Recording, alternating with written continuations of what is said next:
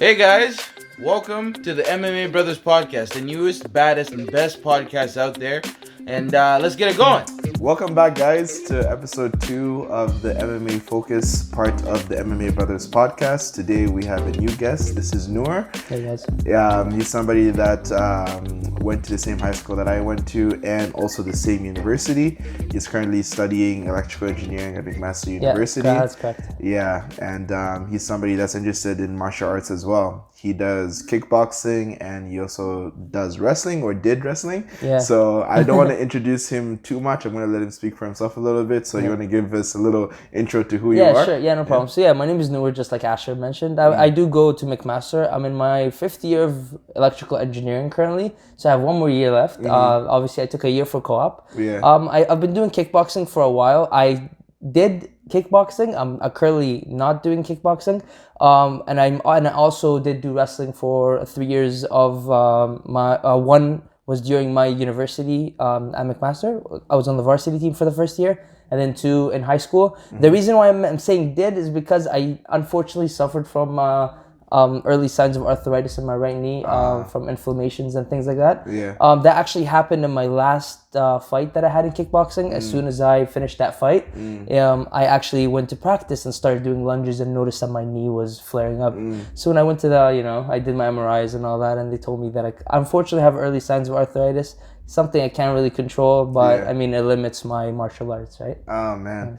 That's brutal. But we're going to dive deeper into that. I just want to kind of give some structure to how the podcast is going to go. So we're going to talk about, why he got started with martial arts specifically, kickboxing and wrestling, the benefits, how it's impacted his life, and now his life after martial arts, like he had said, he cannot continue due to the arthritis in his knees. So let's start with the first one. Let's start with the why. Why did you decide to get into wrestling and kickboxing? So that's actually a really good question. For kickboxing and wrestling, because of my Arabic background, it's kind of, we're known to, we've always liked, I grew up watching WWE and things like that, you know what I mean? Yeah, so it's like, we really like the martial arts, especially. I know my dad growing up, he was watching boxing too. It was kind of in the family. Yeah.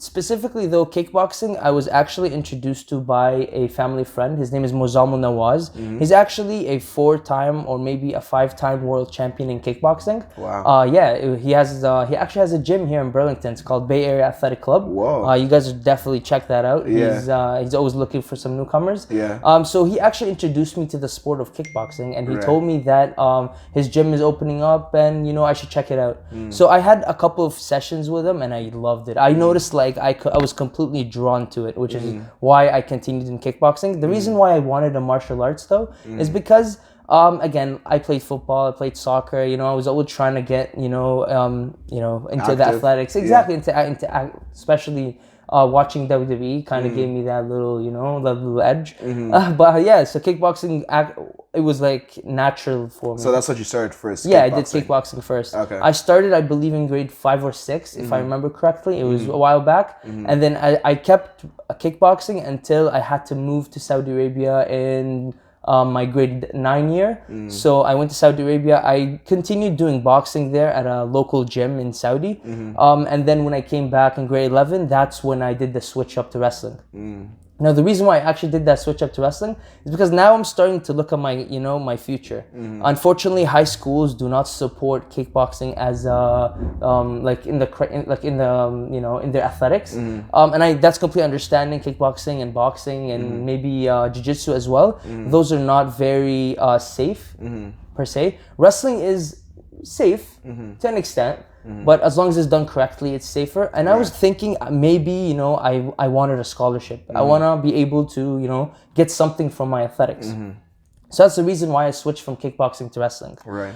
Which is, that makes sense. Yeah, exactly. And it was free as well. So I didn't have to pay for the membership at the Bay Area Athletic Club. Still, amazing gym, but I'm money's sure your money. friend hated you for that. It's Right? like, come on, oh, bro. yeah. He was like, and especially because I was actually it was natural for me, I said. So I was really drawn to it. Yeah. So then I made that switch to wrestling. It's done in my high school, right? Because I was doing because I was going to Robert Bateman and they already had the program. Yeah. So that's for Mr. Papadopoulos kind of introduced me to it. Yeah. But the key to wrestling was that my family friend Amit Shamaya was actually like he actually was deep into the sport.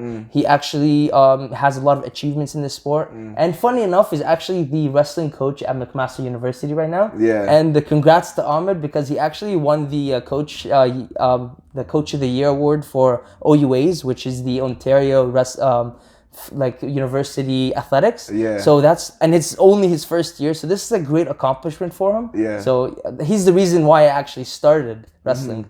So that's we usually whenever we go to like the mosque or something like that, we all hang out.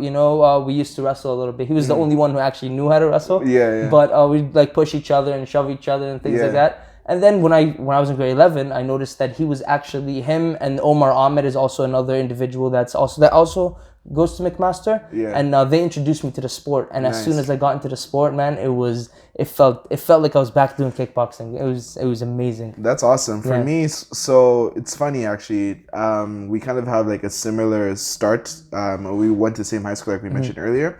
And I know the teacher he's talking about, Mr. Papadopoulos, that went to that Robert Bateman, or that teaches at Robert Bateman. He's a geography teacher, and he's also the wrestling coach. And it's funny because I remember when I was in grade 9 doing geography class, Mr. Papadopoulos actually came up to me and he told me, Asher, because at the time I guess maybe he kind of saw like I had some sides to me. Of course, he said, man, maybe this guy could be like a wrestling athlete trying to recruit some people. Of course. So he asked me, he's like, hey, like you seem like you're somebody that could do well in wrestling. Like, do you want to give it a shot? Blah, blah, blah. Yeah. And so then I was kind of like, yeah. Like you said, being into WWE when I was younger, I used to watch WWE all the time. I loved The Rock, Ric Flair, Stone Cold, Undertaker, all those people. Oh, yeah. Like WWE was huge back in the day, not so much today. So at that time, I would watch on TV and like I was like, yeah, like hell yeah, I'm going to do it. And so I remember I went to a few wrestling practices after school. And I was drawn to it, and I was really, really bad. Honestly, I tried wrestling a couple people, being big-headed. I'm like, oh, I can do it, blah, blah, blah, and stuff. They picked me up, threw me down, and like did it like it was nothing. Now, the funny thing is that I remember after like a few weeks of doing it, I stopped. And the reason why I stopped is because I was 13 years old, and I remember one of my family members had said something which is really silly, and I think we could talk about this. They said, oh, Asher, like I can't believe you do wrestling, that's so gay. Oh, right? my goodness. Now you gotta like imagine, the thing is like I'm 13, and this is like way before like when people used to say things like this all the time, right? And so I didn't want to be labeled as gay when I'm not that there's anything wrong with that, right? For sure. Just being 13 and being naive and stuff, I was just like, oh no, this is not for me, like and stuff. So I'm sure this is something that like a lot of people have heard in the wrestling community, because you're grappling men and stuff like that. Don't get me wrong, guys, whoever was listening to this or watching this is not what I'm trying to say, that this is what the sport's about. I'm trying to kill pretty much that idea that people say stuff like that. So did you ever experience that? A lot of that actually. A lot of that. They're like, oh, ew, you're guy on guy and things. But to be honest, man, it's nothing sexual. You know what I'm saying? Of course. Like that's the aim of this, right? That's actually a common comment that I get that we used to get. Not only me, but growing up actually and things like that. Oh, that's so you shouldn't be doing. Oh, you're on top of men all the time. And there was some videos that are very very suspect. But the thing is, you gotta keep in mind that when it comes to wrestling, man, it's an alpha game. It's not like the purpose of it is to manhandle another individual. Right. So if you think about it in that sense, it's far from these comments, right? That's just, to me, like, I didn't understand wrestling until I was in it. So like I don't blame people who when they actually have that misconception of like, oh, you guys, I'd never do this, I'd never want to touch another guy or thing. You know how kids are, but that was a frequent comment. But man, you just I was looking beyond that. That's amazing, because like for me, like obviously I didn't so that's why I stopped, which is a really stupid reason to stop, right?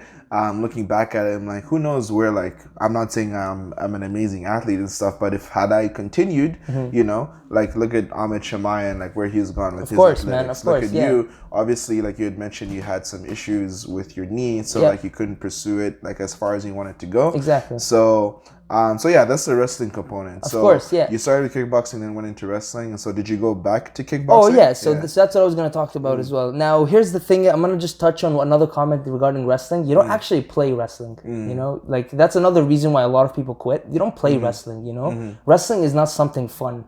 The only fun thing about it is winning. So whenever you start getting manhandled and you start losing, it's not fun anymore, man. Right. And that's what happened to me. Right. Because once I got to the high school level, I was doing well. Like I wasn't doing bad, and I wasn't like amazing. Right. I wasn't a scholarship kid, unfortunately. But here's the thing. Like I won matches, you know, in wrestling. Like I was.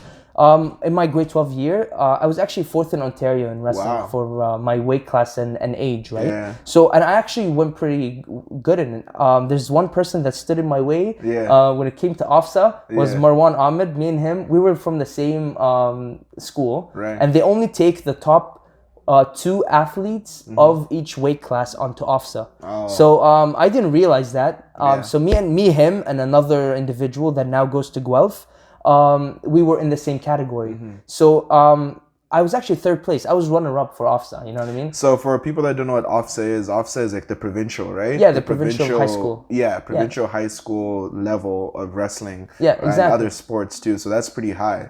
So I was runner-up for that, and the people, I ended up going to OFSA as a runner-up to observe, and the people that were on the podium were the same people that I whooped in provincials. Yeah, it was kind of depressing. Yeah. Because I would have been on the OFSA podium. Right. But I mean, rules are rules, you know? You can't take 3 athletes from each division, right? So that was that. So the reason why I stopped doing wrestling is because when you jump from the high school level now to the university level, now you're getting to Pan Am levels. Now you're getting to Olympic levels. Now you're getting to levels where people want to make a career out of this. People want to go to the Olympics. Exactly. Yeah. Like this is a dedication now, you know? Yeah. Like Ahmed Shamaya has great like aspirations in the sport. So does Ahmed. So does most of the athletes that in university sports, let's be honest. They get scholarships to do these things, right? So they want to make a career out of it. Me personally, I did not want to make a career out of it. Not because of anything else, but because I was limited when it came to my knee. Like I knew my limits,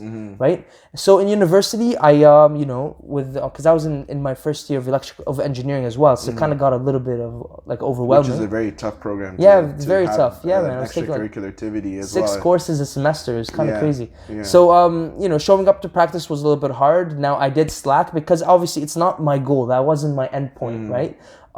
So I didn't want to be that person that makes the whole team's motivation, kind of come down. Because you weren't putting full effort into it, exactly. Right? My mind was not in it. It wasn't something I want to make my future. So I decided, you know what, that's it for me for wrestling. And I kept in touch with all the athletes, obviously, because we were a family for, that good year.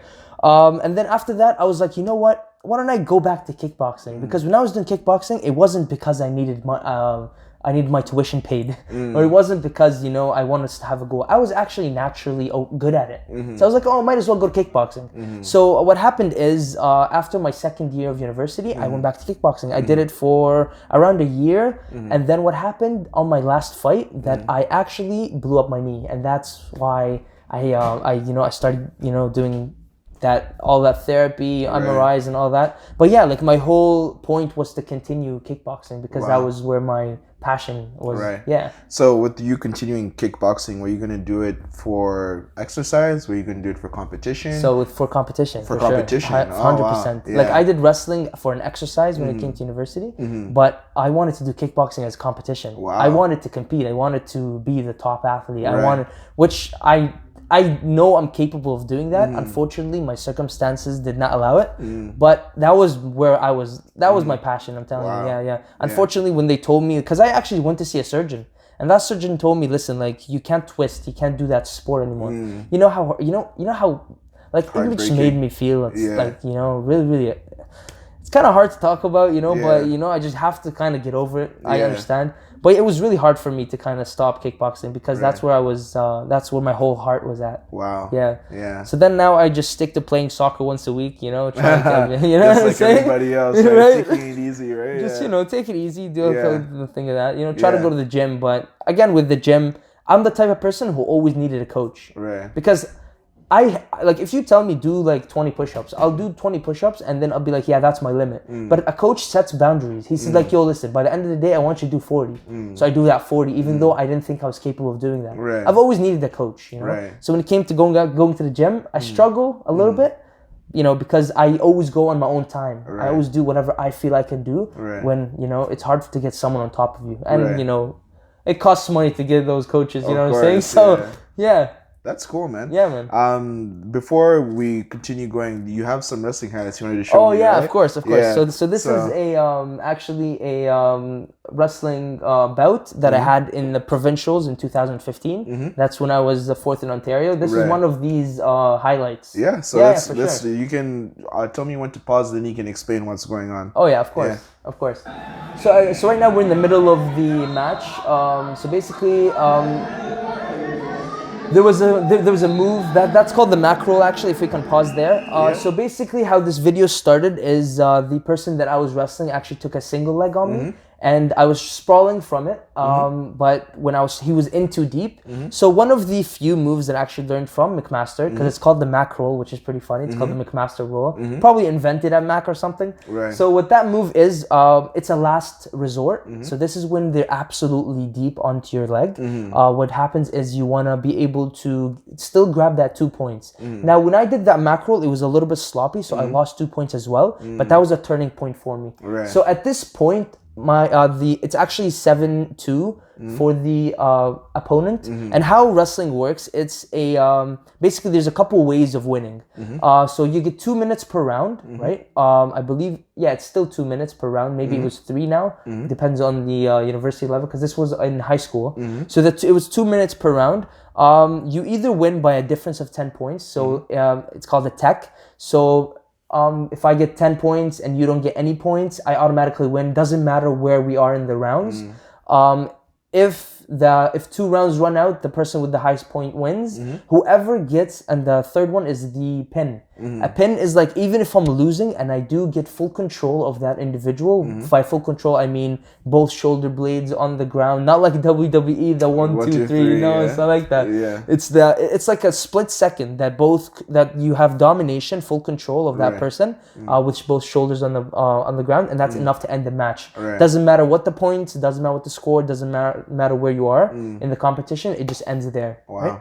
So at this point, that's when I did the macro, and that was the starting point. I was actually losing the whole match until this specific point, and I ended up actually winning 17-7. Wow. Yeah, Let's forward past. I can see the last few moments of your competition. Yeah, for sure.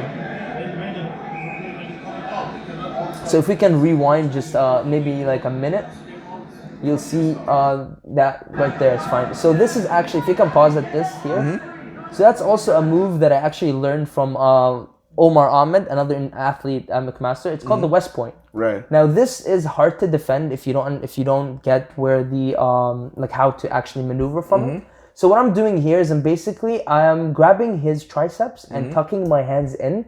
The purpose of this is to get his hand under his body, which pops his center of gravity for me to be able to tilt him. It's like a good domination move. In high school, this was actually an illegal move in high school. Oh, was it? Yeah, Wow. It's illegal. But when this was actually provincials, which was not part of high school. It's an open tournament. It means everybody's invited. So from that point, I actually turned him 3 or 4 times. Every turn is 2 points. So whenever I turn him and his shoulder reaches 90 degrees, that's when you get 2 points. Wow. So that's basically what's happening there. You can continue. Yeah.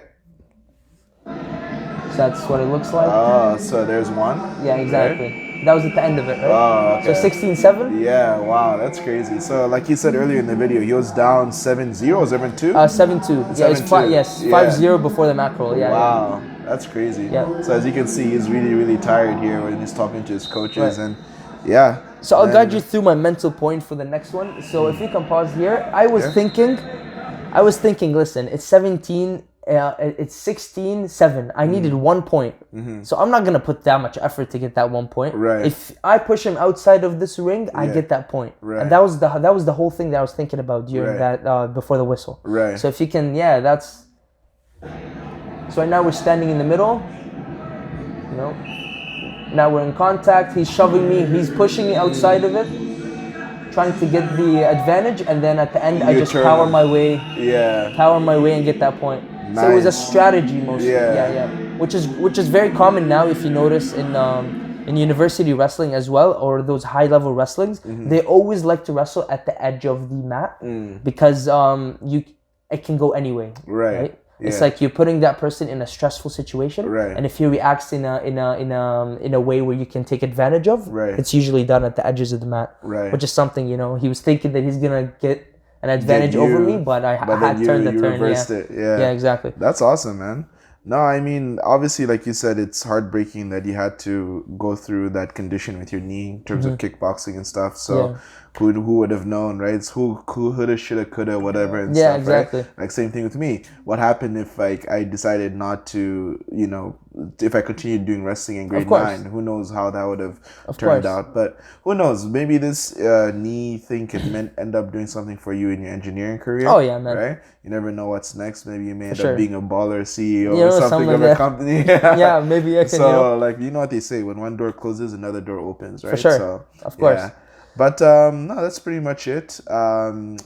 Before we end this, did you want to just maybe explain any benefits you received through wrestling and kickboxing? Oh, of course, what the benefits were for you? Of course. Yeah. One of the most benefits that I actually got from both sports is perseverance and the strength of mind. Right. Because that's very important when it comes to things like this. Yeah. Like I said, wrestling, you don't play wrestling. You don't play kickboxing. These are not sports you recreationally do. They're not. If you want to stay fit, there's something called the kickboxing cardio, which is not like at all like what I was doing, because I was doing it competitively, right? When it comes to those things, you have to have the mental strength to be able to, push yourself, because you really have to push yourself. It's a split second, like I showed you. It's a 10-point differential, which means that individual can actually get that point in the first minute. So it depends on how your head game at. I lacked that in my first year of university, and that's why, man, I scored 1 point that whole year. You know what I mean? Like I was not doing well at all.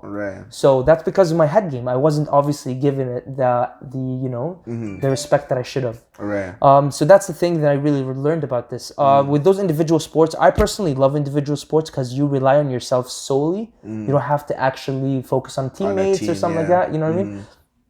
Saying that, teammates can also help you. Obviously, my teammates were cheering me on, but it's all on me. If I lose because I didn't give it that mental push. You can't blame anyone else. I can't blame anyone else. Exactly. It's good. The coaches were also helping me out, and I thank both of my coaches, Mr. Papadopoulos and also Mr. Kingerski, the physics teacher. At Robert Bateman. They also helped me out throughout this whole experience. Muzammil Nawaz was my head coach. Ross Mullet was also one of my direct coaches. He's actually doing professional boxing now. Wow. Yeah, he just made it into professional. I think it's now his 6th fight or something like that. Nice. So another name to look out for, Ross Mullet. But again, the thing that I took from these is like, if you really want something like in a sport like this, especially man, like UFC, like, or any kind of MMA, it's all a headspace. It's all how much do you want it, you know? Because it's not fun unless you win. That's how it is. I never had fun when I lost, let me tell you that. Not once did I have fun. Only time I had fun is when I'm manhandling someone else. When I'm, So that's basically me pushing myself. It's all mental. You're right. How much you want it, Taking losses or failures in life is not fun, right? It's not fun. Exactly. You can only imagine when you're competing and it's a physical activity. Like you can play soccer, you can go lose, but you're still having fun. But how are you gonna have fun when someone is tossing you around? You know what I mean? How can you have fun when you walk out with a concussion? How can you have fun? So that's why when you ever settle on an MMA, you need to have that headspace. Take a second, think about it. How much do I really want to put effort, and am I gonna be in a position where I'm gonna succeed in things like this? Because it's not fun when you lose, for sure. Nah, man, great conversation. Thank you very much. Yeah, you're very welcome, man. Thanks for having me. It's actually, I was really excited when you told me about you starting up something like this. It's actually, good job. You guys keep it going, and that's how you'll get Burlington to jump on the MMA wave. Yeah, man. Sure. Like we gotta start slowly and surely, but I also want to thank the people that are listening and watching this podcast. We have it available on Spotify, Apple, YouTube, any which way you want to listen to it. We have it for you. That's MMA Brothers, and he also follows on Instagram, MMA Brothers Pod. He's a follower of our Instagram. Yeah, of course. Oh yeah. And keeping up one step at a time. One step at a time. So. The next episode we're going to break down the UFC event that's happening, which is Corey Anderson versus Jan Blachowicz, and we'll probably have that available for you tomorrow. But again, thank you for watching and listening, and that's a wrap. See you guys later. See ya. Thank you. Bye. Take care.